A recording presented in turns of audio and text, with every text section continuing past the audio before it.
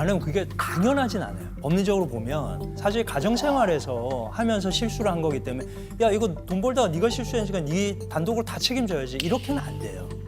그렇게 말을 하는 건 아니고요. 그렇게 말을 하는 건 아니고요. 아니고 왜?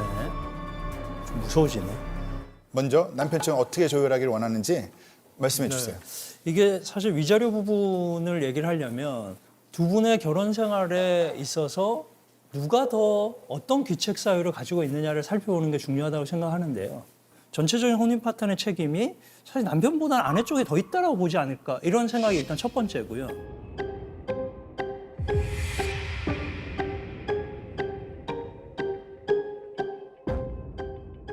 아내가 위자료를 요구를 하나요? 하는 걸로 알고 있어요. 아내가 그런 위자료를 청구하면 남편분이 위자료로 줄 정도의 의사는 어느 정도 있으세요? 웬만하면 달라는 대로 주고 싶어요. 아 그래요? 네, 그럼 들어보겠다 한번. 네, 위자료 청구를 어느 정도까지 하는지. 네. 우리가 아내한테 만약에 위자료를 청구한다 그러면 청구할 생각이 있으세요? 아니요. 없어요? 네, 이게 알고는 있으셨긴 해야 될 것 같아요. 네, 그러니까 우리도 위자료를 청구할 수 있는 사안들이 있는데 네. 그러니까 예를 들면 SNS에 남편 요구를 해가지고 계속 지속적으로 올린다. 네. 저는 이혼 사유예요. 예전부터 그랬어요. 네. 네, 제가 볼 땐 그거 엄청 큰 죄예요. 네, 그게 그냥 단순히 그냥 뒷담화하는 수준이 아니에요. 그런 거를 위자료를 우리도 물을 수가 있거든요. 네, 왜냐하면 위자료 청구를 했는데 너무 얼토당토 않게 너무 많이 했어. 네. 그럼 우리도 얘기를 하긴 해야 되잖아요. 그쵸, 그쵸. 네. 하긴 해야지. 그냥 제가 다만 불리할 줄만 알았는데 유리한 점도 생각보다 많더라고요. 그걸 느꼈습니다. 애초에 아내분께서 이혼 소송을 제기한 원인은 남편분의 그 부정행위입니다. 23년 2월에 있었던 부정행위.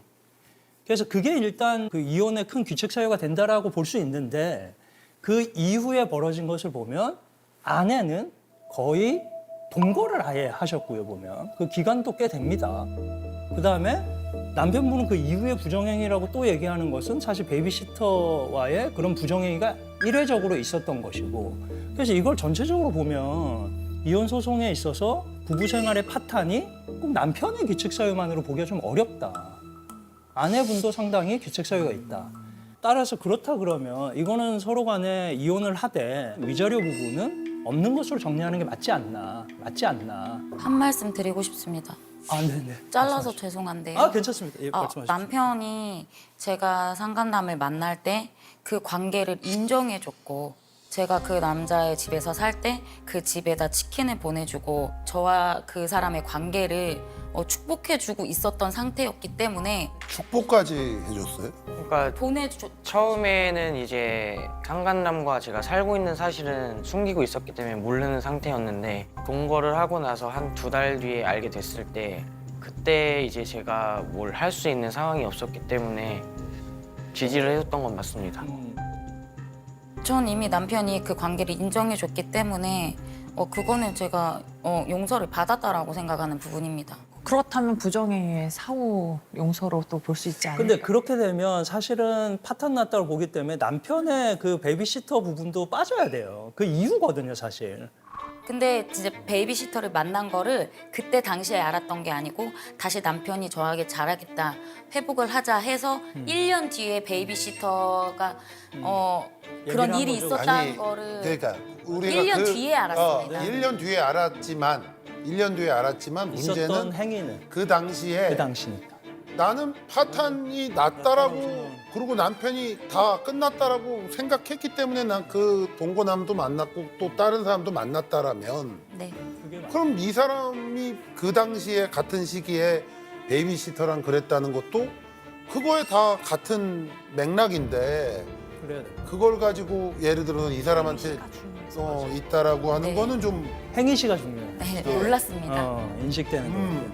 그래서 모순이 좀 있어요. 네. 그래서 그 부분은 좀 정리가 약간 필요할 것 같아서 저는 일단 부정행위의 정도와 횟수, 기간, 빈도, 경위 이런 것들 따지고 싶은 건데요, 보면. 전체적인 혼인 관계가 아직 파탄이 안 됐다라고 본인도 생각하는 거기 때문에 그렇게 되면 양쪽 책임이 다 있다라고 봐서 사실 위자료를 양쪽 주장하면 안 된다라고 저는 생각하고 제가 몰랐던 부분에 대해서는 저는 어쩔 수 없다고 생각하고 제가 잘못하지 않았다라고 느꼈지만 법률적인 것으로 봤을 때 저에게도 책임이 있다는 것을 확인하고 그냥 겸허히 받아들였던 것 같습니다.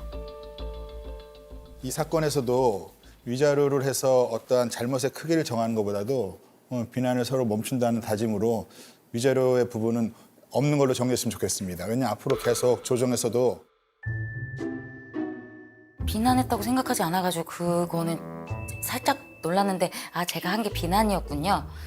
애초에 잘못했던 것들이 이제 보여지지 않았기 때문에 판단하실 때 조금 더 도움이 되시라는 뜻에서 안내 말씀을 드린 건데 비난했다고 느끼셨다면 조금 그건 아닌데 이런 생각은 했습니다. 별도의 위자료는 이혼 소송에 관련해서는 서로 청구하지 않는 걸로. 네, 이 사건 이전에 있었던 일에 대해서 네. 이혼할 때 위자료보다도 재산 분할한 거와 양육권 내용 정리하는 게 더 중요한 건데 그럼 아내 측부터 의견 한번 말씀해 보시죠. 사실 저희는 실제 소송 중이기도 한데요. 실제 소송에서도 저희가 양육권을 주장하고 있고 일부 진행된 과정에서 양육권 부분에 대해서는 아내가 갖는 것으로 일부 협의가 된 사항이 있습니다. 남편이 양육권을 주장했었었는데 네. 처음엔 제가 아이를 주려고 했어요. 네. 근데 이제 베이비시터랑도 계속 술 먹고 네. 바람 피우고 그리고 아이들을 계속 방치했던 문제들이 있었어가지고 네.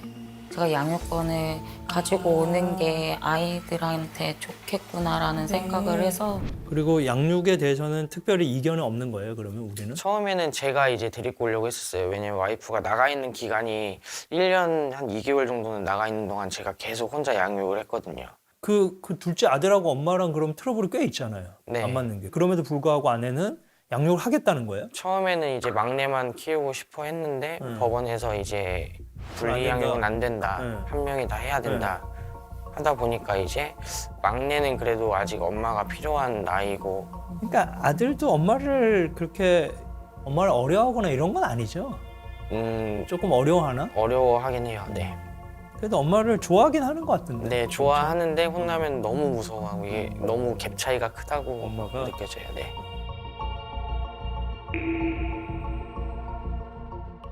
그렇다면 이제 저희가 아이들하고 한 게 살 집이 필요합니다. 그래서 지금 현재 거주하고 있는 집이 보증금 4천만 원의 월세를 납입하고 있거든요.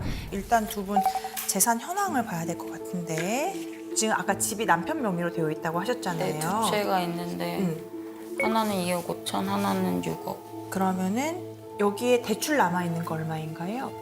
2억 2천이라고 들었습니다. 대출 2억 2천이 있고 그럼 없는데요 자산이? 큰일 났네. 아예 없어요, 남편이. 네.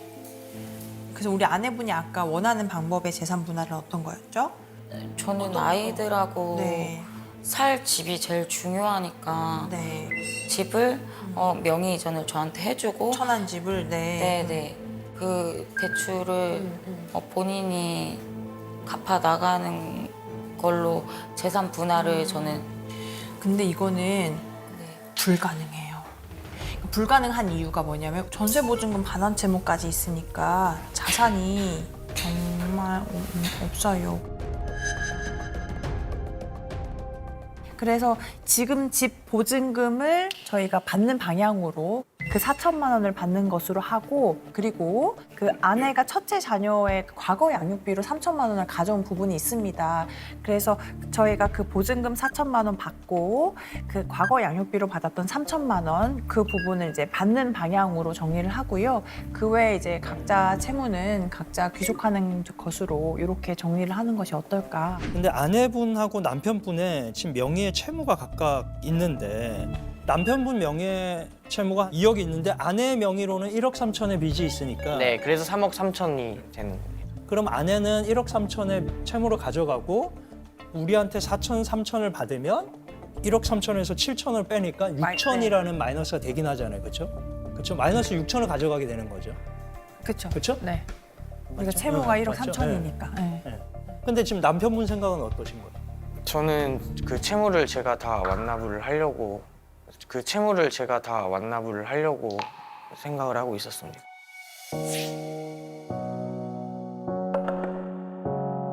아내분의 1억 3천의 빚도 내가 가져가겠다. 네, 그렇죠? 네. 1억 3천을 가져가겠다라는 생각이에요. 애들을 키워야 되는데 부채가 있으면 힘들지 않을까 해서 좀 털어버리고 싶다는 생각으로 그런 결정을 하게 됐습니다. 그저 아이들이랑 안전하게 쉴 수 있는 공간을 준비하는 게 사실 저한테는 큰 문제였기 때문에 빚을 갚아줘서 좋다 뭐 이런 감정은 없었고 어떻게 아이들하고 살아야 되지라는 생각을 했던 것 같습니다. 이게 더 이득 아니에요? 이게 훨씬 이득이죠. 네. 네. 저희 거에 1억 3천은 상환해 주신다. 그렇습니다. 그러니까 그거를 제가 이제 잡는 조건으로 다 네. 네. 왜냐하면 1억 3천의 빚을 말씀드리고 싶습니다. 네. 1억 3천 또한 제가 쓴 돈이 아닙니다. 네, 그걸 말씀하고 싶으신 것 같아요. 네. 그래서 이제 남편분이 갚아준다고 하시는 게 어떻게 네, 보면 맞아요. 조금 당연하다고 네. 생각을 하신다는 말씀을 하고 싶어요. 아니면 그게 당연하진 않아요. 법리적으로 보면 사실 가정생활에서 하면서 실수를 한 거기 때문에 야 이거 돈 벌다가 네가 실수했으니까 네 단독으로 다 책임져야지 이렇게는 안 돼요. 그렇게 말을 하는 건 아니고요. 아니고 왜? 좀 무서워지네. 본인이 그거를 갚겠다고 얘기를 했으니까 네, 그거는 저한테 어떤 추가적인 혜택을 주는 게 아니라 지금까지 결혼 생활하면서 계속 저한테 약속했던 부분이었기 때문에 네, 약속을 지키는 거다. 법률상 타당한 거긴 하기 때문에 그러니까 우리한테 유리한 거니까 우리가 받았으면 좋겠다. 그거는. 네. 근데 그거를 받으면서 그 7천은 요구하지 말아라라는 얘기이신 건지 그렇죠. 그렇죠. 너무나 잘 알고 있고 근데 본인이 계속 갚아주겠다고 얘기를 했던 부분이라 사실 금액보다는 저는 도리라고 생각합니다. 남편이 결혼 생활 내내 경제권을 남편이 계속 가지고 있었고 제가 계속 물어봄에도 불구하고 제대로 흘러가고 있는지 그런 얘기를 전혀 해주지 않았고 카드값 얼마 나와서 그것에 대한 대답도 해주지 않았습니다. 지금까지. 어느 순간 보니까 경제적으로 어려운 상황이 결과적으로 보니까 그리고 남편이 몰래 추가로 대출을 계속 마이너스 대출을 계속 받았는데 아이 재워놓고 제가 밤에 알바를 해서 모은 돈으로 갚아준 돈만 3천 정도 됩니다. 그런 것들이 하나도 지금 인정이 되지 않는다고 하면 그러면 지금 저기 아내분이 받고 싶은 정도의 어느 정도의 액수를 저는 적어도 아이들과 지낼 수 있는 집이라도 저는 진짜 단칸방이라도 아, 그 얻을 수 있는 돈이라도 그 얻을 수 있는 받았으면 좋겠습니다. 목돈이 네. 네. 너무 결혼 생활 내내 고생만 했는데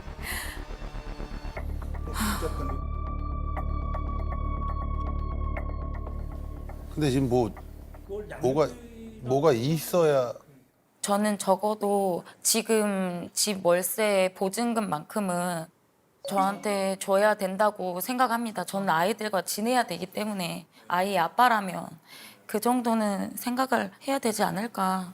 조금 현실적인 방안을 생각하자면 1억 3천 중에 현재 거주하고 있는 거주지 보증금 명의를 이전해서 아내분이 받고 남은 돈이 이제 9천만 원이지 않습니까? 그 9천만 원을 분할해가지고 상환하는 방향으로 네. 해야 어찌됐든 일단 생활을 실질적으로 하면서 미래 대처가 되지 않을까 생각을 네, 하거든요. 맞습니다. 그래서 아내분도 이 부분은 네, 동의하시죠? 맞습니다. 네. 그러니까 지금 사시는 집에 살려면 보증금 4천이 필요한 거고, 그렇죠?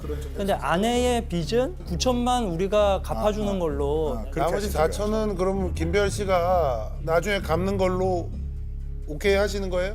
네. 그렇죠. 왜냐면 저 거기서 나머지 4천은 네, 내 네, 채무니까. 네. 그렇죠. 이해 가셨죠? 네, 네. 그리고 지금 남편이 월세를 안 내고 있습니다. 그래서 그 보증금이 계속 깎이고 있어서 사실 그것도 저는 너무 불안합니다.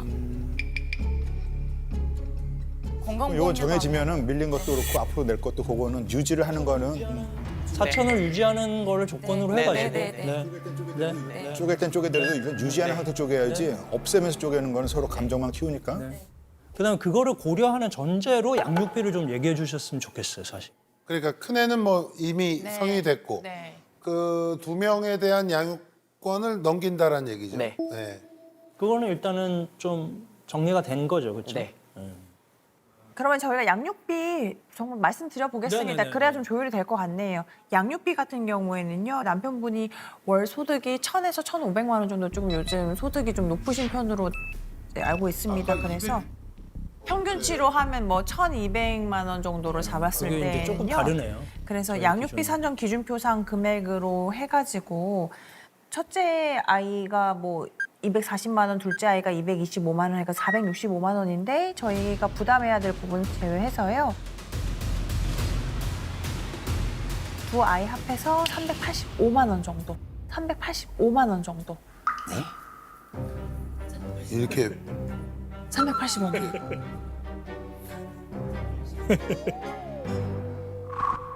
충분히 그럴 수 있을 거라고 생각했던 것 같아요. 그건 이제 약간 다른 것 같아요. 왜냐하면 남편도 지금 타일 일을 하는데 그게 이제 수입이 일정하진 않아서 왔다 갔다 하는데 1,000만 원 되고 뭐 1,500도 되지만 1,000만 원 안 될 때도 있고 이래서 그래서 평균 1,200. 그러니까 일단은 소득만 따져도 우리가 볼 때는 평균 한 1,000만 원 정도다. 그렇죠? 네. 1,200, 300까지는 안 된다라는 거고요. 일단 그게 조금 다르고 그래서 요거보다 조금 내려와야 될 것 같고 그러니까 사실 남편도 지금 소득은 계속 있지만 명의의 빚들이 꽤 많으니까 그걸 계속 갚아나가야 되는 상황에서 양육비도 또 지급을 해야 되는 상황이긴 하잖아요. 뭐 1,000만 원을 버는데 이게 지금 양육비가 400 나가고 그다음에 남편이 지금 아까 빚 1억 3천에 대한 이자는 또 나가야 되거든요. 그럼 사실상 거의 없게 돼요, 남편도. 그래서 그런 것들을 감안하면 저희는 385는 과하고 300만 원보다는 좀 밑으로 좀 떨어져야 되겠다, 그거. 최대치가 300만 원? 네. 최대치가 300만 원? 네.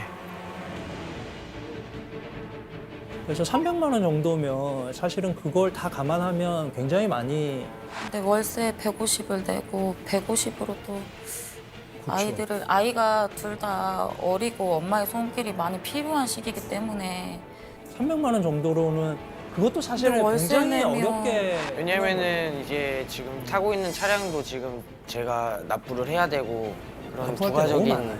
납부하는 것도 또 있기 때문에 지금 여러 가지 그 명칭이 많이 나오는데 두 분이서 혼동을 하고 계신 것 같아서 잠깐 제가 부연 설명하면 네. 양육비와 그다음에 부양료, 생활비 이런 걸 다 섞어서 말씀하셨거든요. 근데 혼인 관계 있을 때는 네. 남편이 아내도 부양하고 가족도 부양해야 되지만 이혼하면 이제 부양할 의무는 없습니다. 그렇기 알겠습니다. 때문에 양육비는 말 그대로 애들 기르는 비용이니까 네. 그 금액이 뭐 때문에 안 된다, 뭐 때문에 이걸 낮춰야 된다 이런 얘기하는 순간 이걸 아이들이 나중에 들으면 야 우리 부모가 네. 나를 갖다 키우기가 싫었구나 하는 걸로 될 수 있으니까 그런 뜻으로 가지면 안 되고 네. 양육비만 관련해서 애들 양육비 들어가는 중에 나를 얼마나 부담하겠다는 것만 남겨놓고 그 돈은 아무리 많아도 아이들은 부족하다 생각을 가지고 정하시면 좋겠습니다. 알겠습니다. 너무 많이 공감을 했습니다. 왜냐면은 뭐 300을 받는다고 했을 때 150이 뭐 이제 집 월세로 나가고 150으로 애를 키워야 된다고 주장을 계속 하던데 본인의 수입도 늘릴 생각을 해야 된다고 저는 생각을 했습니다. 근데 그게 방법이 그 정도에서 뭔가를 해야 될 것 같아요. 근데 그 일단은 정도에서 우리가 뭔가 재산 해야 분할을 조금 더 이점을 본 건 네. 있어가지고 그래서 네. 양육비를 조금 낮추는 것도 맞긴 할 것 같은데 네, 알겠습니다. 그럼 한 320만 원 정도 어떠실까요? 아니 근데 저는 제 생각을 좀 말씀드리자면 네.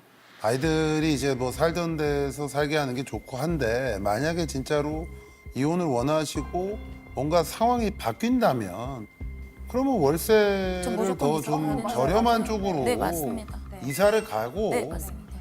거기서 이렇게 하는 게 맞지 않나. 네, 맞습니다. 그러면은 생각을 사실 저희도 사실 그 바로 그 집을 유지할 여유가 없기 때문에 네. 이사할 생각은 있는데 아시다시피 기간이 남아 있어서 네, 맞아요. 저희가 그것 원해도 때문에. 그 나가지 못할 수 있는 상황이 그것 되거든요. 때문에. 그래서 그러면은 저희가 다른 집으로 옮기기 전까지만 320만 원 하고 당연히 연장을 안 하는 조건이죠. 저희도 유지가 안 되니까요. 다른 그래서 데로 옮기면 300만 옮기면 원으로 300으로 하고 이건 어떠실까요? 어떠세요? 그렇게 해요. 왜냐하면 애들이 네. 뭐 누구 애입니까? 본인 애잖아요. 본인 애들 잘 지내야 되니까. 네, 상관없습니다.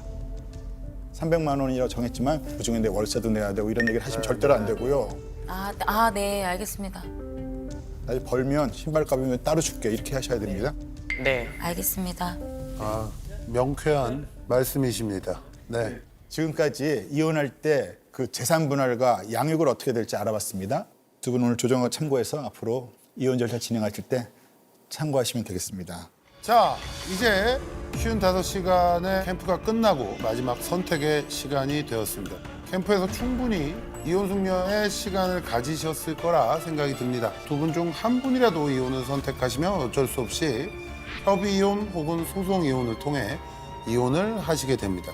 여러분의 인생이 달린 결정이니까요. 신중하게 결정하시기 바라겠습니다. 먼저 남편부터 선택하도록 하겠습니다. 남편 전용배 씨는 아내 김별 씨와 이혼하시겠습니까?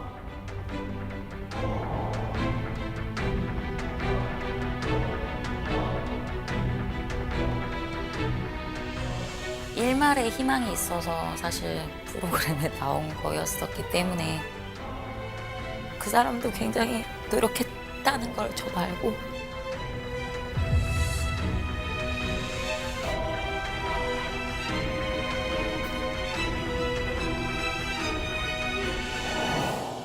아니요. 아니요. 아, 이혼 안 하시겠습니까? 네. 이유를 좀 물어봐도 될까요? 여기 와서 제가 잘못한 부분들이 너무도 많았던 걸 느꼈고요. 앞으로 좀 살아가면서 그 고생시켰던 것들을 좀 보답하고 싶습니다. 심리교육이 첫날이었으면 좀 더 빨리 깨닫지 않았을까? 그럼 이틀을 사과는 할 수 있었을 텐데 아쉬웠습니다. 우리 아내 김별 씨는 남편 전용배 씨와 이혼하시겠습니까?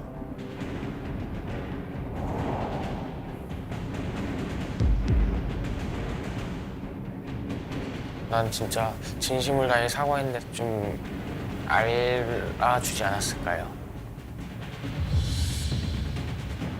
뭐 아내분도 대화가 되게 잘 통하는 스타일은 아니에요. 근데 이게 그리고 저만의 자, 잘못인가요? 김별 근데 씨만 저한테만 계속 얘기하시니까 존중해 주세요 그러면 존중해 주세요 그러면 둘째 ADHD의 영향이 남편한테 왔을 거라고 생각합니다. 이거는 좀 몰아가기이신 것 같아요. 너무 어리고 못났어.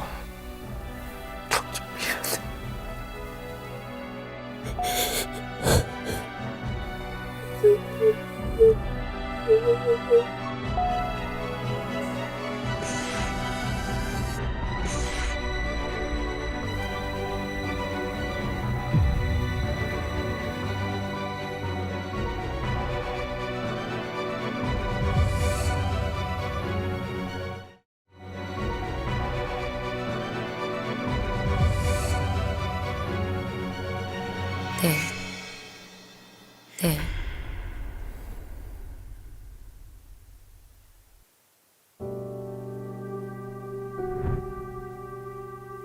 아, 이혼하시겠습니까? 네. 네.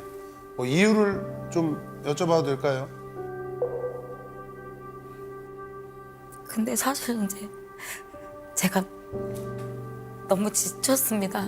남편이 이제 계속 회피를 하고 그런 모습에서 제가 더 이상은 제 체력이나 정신력으로는 버티지 못하겠다라는 생각을 했기 때문에 서로 이렇게 힘들게 하지 않고 서로 각자 아이들에게 집중할 수 있도록 그렇게 좋은 마무리를 하고 싶습니다.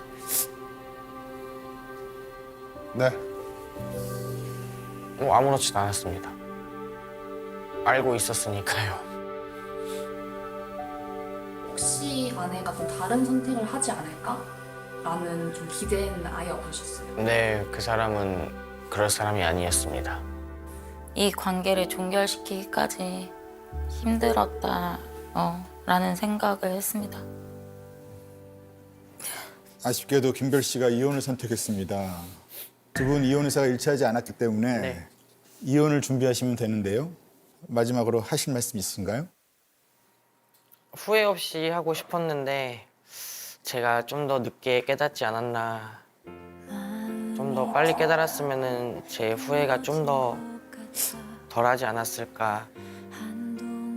사과할 시간이 있지 않았을까. 좀 아쉬움이 남습니다.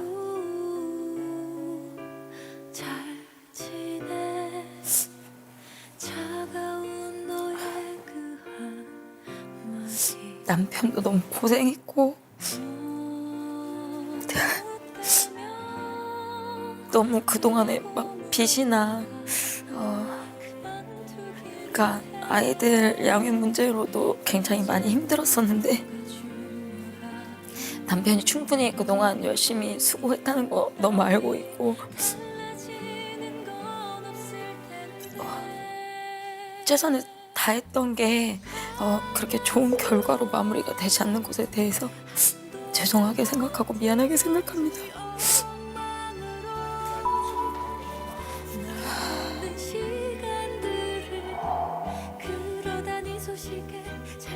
자, 이혼이 꼭 나쁜 선택은 아니라고 생각합니다. 여러분, 앞날이 계속 행복하셨으면 좋겠습니다. 그동안 고생 많으셨습니다.